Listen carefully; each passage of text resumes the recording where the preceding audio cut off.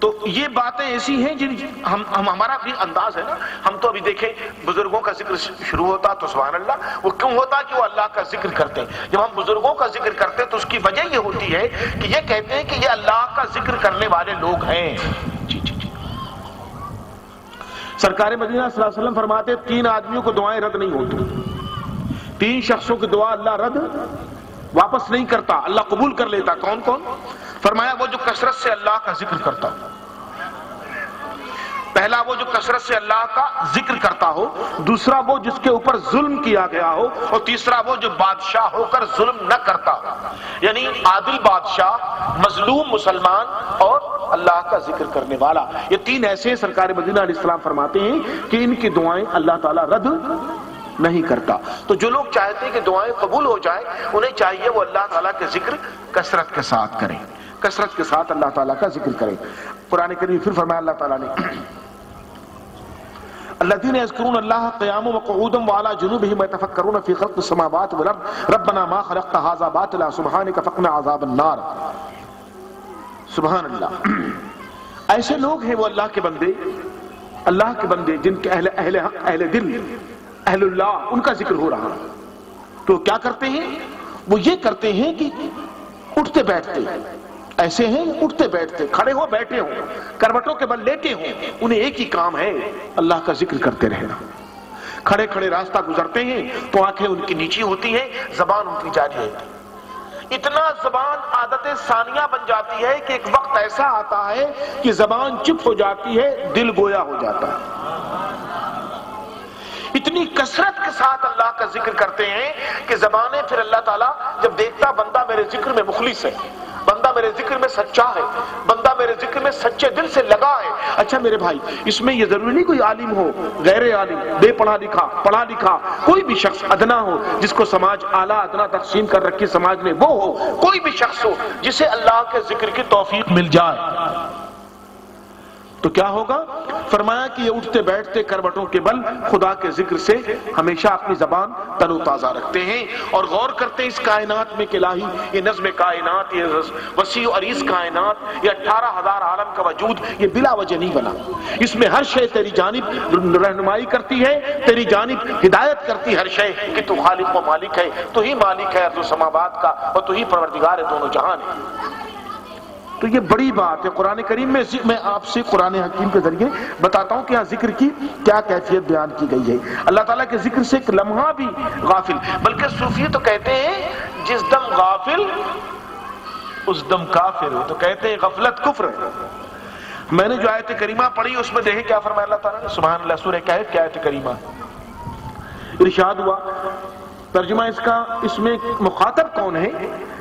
فاضل بریلوی رحمۃ اللہ علیہ کا نقطہ نظر بہت ایمان سے قریب تر ہے. انہوں نے اس کا مخاطب بظاہر نبی علیہ السلام کو لوگ قرار دیتے ہیں, دیگر مترجمین, لیکن فاضل بریلوی رحمۃ اللہ علیہ نے کہا ہے کہ اس کا مخاطب جو کوئی بھی. مسجد نبوی کے باہر ایک جماعت تھی, مسجد نبوی کے باہر ایک چبوترا تھا, چبوترے پر ایک جماعت بیٹھی تھی جنہیں اصحاب صفہ کہتے تھے. اصحاب بولیے, اصحاب صفہ. یہ کون لوگ تھے؟ یہ دن رات اللہ تعالیٰ کے ذکر و اذکار میں ڈوبے رہتے تھے, گھر کم جاتے تھے, گھر سے جلدی لوٹ آتے تھے, پھر بیٹھ کے آپس میں اللہ کا ذکر کرتے تھے. اللہ تعالیٰ کو یہ جماعت کتنی پسندیدہ اور محبوب ہے. سورہ کہف میں فرماتا ہے وَاصْبِرْ نَفْسَكَ مَعَ الَّذِينَ يَدْعُونَ رَبَّهُمْ بِالْغَدَاةِ وَالْعَشِيِّ يُرِيدُونَ وَجْهَهُ وَلَا تُرِيدُ عَيْنَكَ زِينَةَ الْحَيَاةِ الدُّنْيَا وَلَا تُطِعْ مَنْ أَغْفَلْنَا قَلْبَهُ عَنْ ذِكْرِنَا وَاتَّبَعَ هَوَاهُ وَكَانَ أَمْرُهُ فُرَطًا. اپنے آپ کو جمائے بیٹھا رہے, اپنے آپ کو جمائے بیٹھا رہے اس جماعت, اس گروہ کے ساتھ جو صبح و شام اللہ کا ذکر کرتے ہیں, اللہ کو بلاتے ہیں, اللہ ہی کے ذکر میں ان کی زبانیں تر رہتی ہیں. ان کے ساتھ تو بھی بیٹھا رہے, جن کی نگاہیں اپنے رب کی طرف ہمیشہ متوجہ ہیں, جو اپنے رب کی جلووں کی طرف گہرائی کے ساتھ پوری شوق و شدت کے ساتھ دیکھتے ہیں. تو اے مخاطب, اے سننے والے, تیری نگاہ دنیاوی زینت کی طرف نہیں ہونی چاہیے. اے سننے والے, تیری نگاہ دنیاوی زینت کی طرف نہیں ہونی چاہیے. دنیا کو نہ دیکھ, خالق دنیا کو دیکھ, رب دنیا کو دیکھ, پیدا کرنے والے کو دیکھ, پیدا کی ہوئی شے نہ دیکھ. اور اپنی خواہشات کی پیروی نہ کر. خواہشات تو نفس ہے، نفس بادشاہ ہے. سنو، نفس بادشاہ، نفس کے کئی قسمیں ہیں: امارہ، لوامہ، ملہمہ، مطمئنہ وغیرہ، مرضیہ. ایسے تمام اقسام بیان کی صوفیاء اکرام نے. اس میں جو نفس امارہ ہے یہ بادشاہ ہے ہمارے وجود میں، اس کا وزیر شیطان ہے. تو حضرت یوسف علیہ نبینا علیہ السلام سے کہلوایا قرآن کریم میں اللہ سبحانہ وتعالی نے، اعوذ باللہ من الشیطان الرجیم، وما ابرئ نفسی ان النفس لامارۃ بالسوء، وما ابرئ نفسی ان النفس لامارۃ بالسوء. حضرت یوسف علیہ السلام کہتے ہیں، بلا شبہ کہتے ہیں کہ نفس امارہ تو برائیوں کی بات کہتا ہے، برائیوں کی دعوت دیتا ہے. اور نفس امارہ کا وزیر کون ہے؟ کا شیطان ہے. شیطان مشورے دیتا ہے. تو نفس کی سرکشی، نفس کی سرکشی پیروی کہلاتی ہے. ہوا، خواہشات نفس کی پیروی کرنا. یعنی جس شخص نے نفس کی پیروی کی اس سے حضور کی پیروی آسان نہیں ہوگی. حضور کا پیروکار، نبی علیہ السلام کا پیروکار نفس کا پیروکار نہیں ہوگا.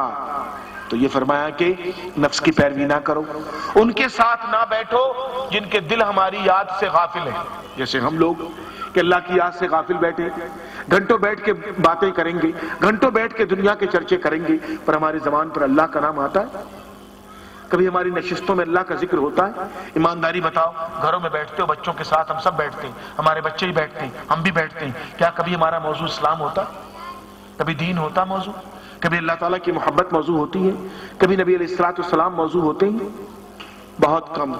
خال و خال ایسے گھر ہوں گے کہ جہاں اللہ اور رسول کا تذکرہ ہوتا، بچوں کے درمیان بیٹھ کر اللہ رسول کی یاد ہوتی ہے. ایسے گھر بہت سارے کم ہوں گے. دوستان گرامی، ذکر اللہ کے لیے بے شمار آیات قرآنی موجود ہیں. میں پڑھوں تو خاصا وقت اس میں لگ جائے گا.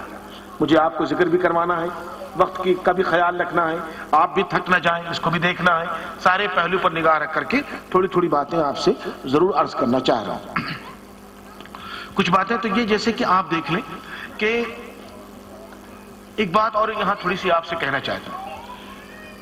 آدمی جو ہے نا، آدمی، ہم انسان ہیں، ہم بشر ہیں، ہم بشر ہیں، انسان ہیں، آدمی ہیں.